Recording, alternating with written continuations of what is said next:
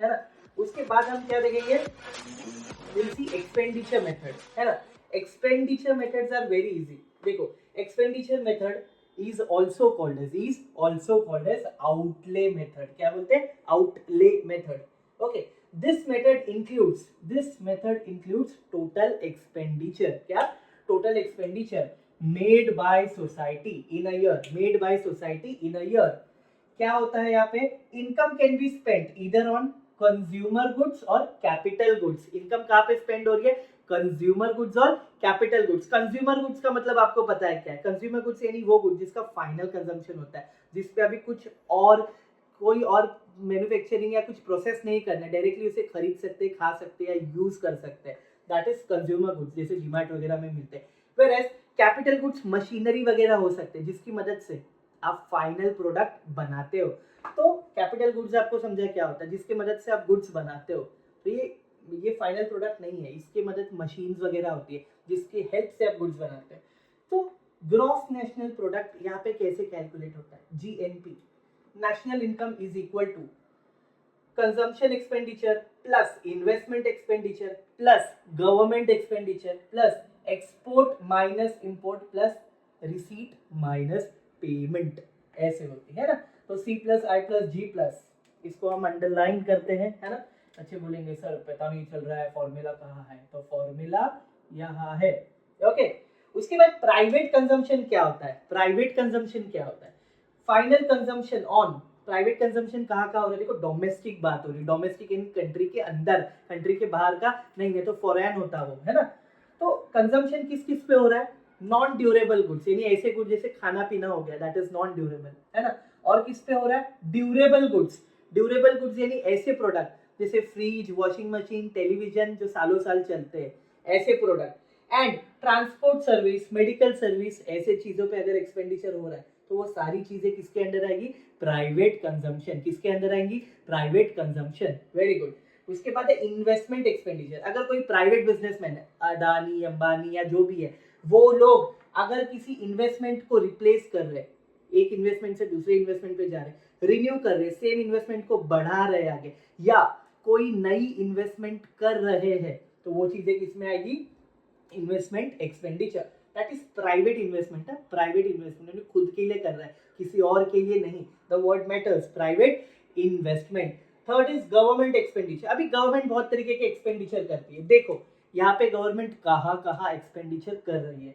आप देख लो, law and order को मेंटेन करने में, डिफेंस में, है ना, आर्मी वगैरह के लिए हो गया, हेल्थ में, मेडिकल के वगैरह, एजुकेशन में, एंड पब्लिक यूटिलिटी में garden, park, road, bridge, dam या ट्रेन बनाने की सर्विस, या ऐसे जो भी सर्विसेज आती है सारी किसमें इंक्लूड होंगी, गवर्नमेंट एक्सपेंडिचर, गवर्नमेंट इस पे खर्चा करती है।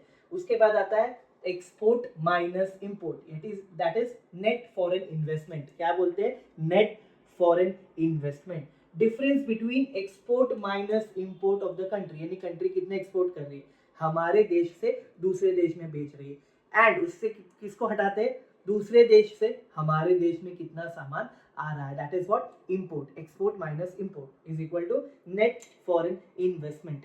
Last but not the least, receipt minus payment. इसको दो तरीके से जाना जाता है। फर्स्ट वे देखेंगे हम। फर्स्ट वे क्या है, it refers to the income received by country in the form of, कैसे कंट्री रिसीव कर रही है, इन द फॉर्म ऑफ, देखो in the form of wages के नाम पे, सैलरीज के नाम पे, या प्रॉपर्टी इनकम, है ना, या प्रॉपर्टी इनकम कहाँ से आ रहा है, कंट्री के विद इन कंट्री, अगर हमें ये आ रहा है तो, है ना, इनकम फ्रॉम वेजेस, सैलरी या प्रॉपर्टी इनकम से कुछ आ रहा हो, तो ये चीजें होंगी। या फिर इसको एक्सप्रेस आपके बुक के वे में क्या है, देखो आपके बुक वे में ऐसे लिखा है, अगर कोई एक्सपेंडिचर किया है फॉरिनर्स ने, किस पे, हमारे डोमेस्टिक प्रोडक्ट पे, या फिर हमारे रेजिडेंट लोगों ने उनके प्रोडक्ट्स पे कोई एक्सपेंडिचर किया है, वो भी। क्या दो चीज आएंगी, चलो मेरे साथ बोलोगे। पहली क्या आएगी यहाँ पे, फर्स्ट ये आएगी, अगर फॉरिनर्स ने हमारे प्रोडक्ट में, है ना, फॉरिनर्स ने हमारे डोमेस्टिक प्रोडक्ट पे अगर कोई एक्सपेंडिचर किया है, खर्चा किया है, वो ऐड होगा। या फिर अगर हमारे